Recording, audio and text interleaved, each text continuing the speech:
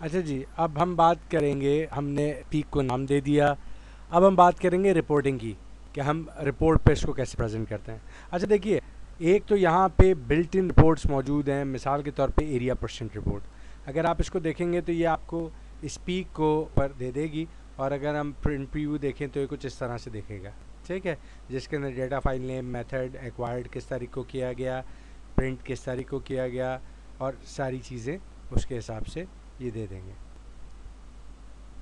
ठीक है, अब हमें हमेशा कुछ ना कुछ कस्टमाइजेशन चाहिए होती है, हर फैक्ट्री की कुछ रिक्वायरमेंट्स होती हैं। इस सॉफ्टवेयर के अंदर कंप्लीट कस्टमाइजेशन मौजूद है, आप रिपोर्ट को 100% अपने तरीके से ढाल सकते हैं। मिसाल के तौर पे क्या करना होगा, मेथड के अंदर जाएंगे और कस्टम रिपोर्ट में चले जाएंगे। अब ये कस्टम रिपोर्ट है, यहाँ आप राइट क्लिक करके जो डालना चाहें आप डाल सकते हैं, लेकिन उसका एक आसान तरीका है। आसान तरीका ये है कि आप क्लिक करेंगे फाइल के ऊपर, और यहाँ पे आप रिपोर्ट टेम्पलेट पे जाएं। रिपोर्ट टेम्पलेट पे जाने के बाद आप ओपन कर दें। अब यहाँ पे मुख्तलिफ़ अक़साम की रिपोर्ट जो होती हैं, आपको जो पसंद हो आप वो सिलेक्ट करके और उसको फिर एडिट कर सकते हैं। हम एरिया परसेंट को उठा लेते हैं जो सबसे सिंपल होती है।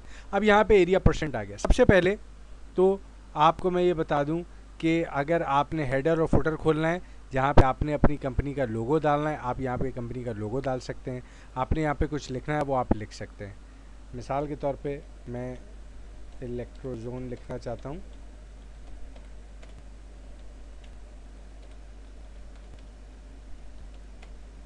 और मैं इसको लेफ़्ट अलाइन करना चाहता हूँ। मैं स्पेस पे मैंने हाथ रखा हुआ है और मैं इसको लेफ़्ट साइड पे लेके आ गया।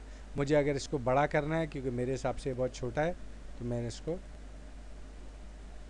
बड़ा कर लिया। ठीक है, अच्छा अगर मुझे यहाँ अपनी कंपनी का कोई लोगो डालना है, तो यहाँ पे मैं जाके इंसर्ट ऑब्जेक्ट करके और लोगो भी डाल सकता हूँ। क्या करना होगा, क्रिएट फ्रॉम फाइल, ब्राउज़ कराऊँ, और मैं इसको बता दूँ अगर मेरे पास कहीं पर भी लोगो सेव हुआ हुआ, आई डोंट नो कि मेरे पास इस वक्त मेरे डेस्कटॉप पे है कि नहीं है, बट अगर हो तो हम दिखा सकते हैं।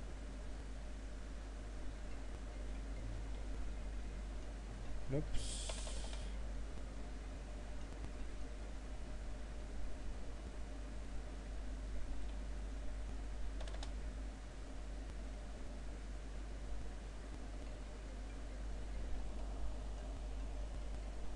शायद आई थिंक ये हमारा लोगो ही है। अभी यहाँ पे लोगो आ गया, जब आप प्रिंट पे जाएंगे तो ये आप इसको देख सकते हैं।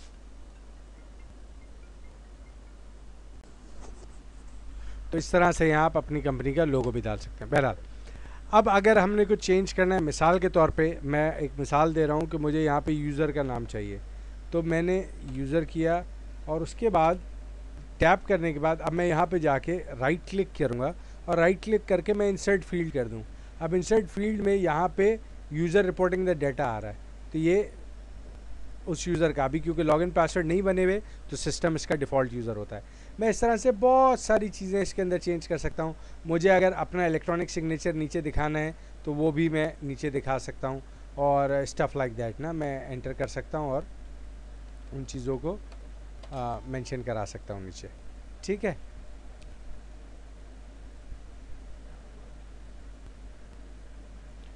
मैं ये फुटर पे आ गया। फुटर के अंदर आके मैंने जो है वो देयर सेवरल थिंग्स, मिसाल के तौर पे फुटर के अंदर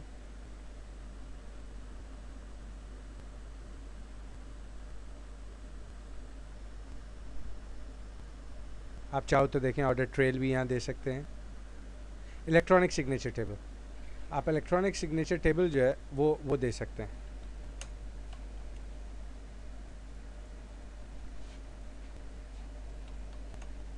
और इस तरह से आप इन चीज़ों को चेंज कर सकते हैं, अपने हिसाब से फील्ड्स डाल सकते हैं। और जब ये सेव हो जाए तो आप फाइल और मेथड और सेव एज भी कर सकते हैं।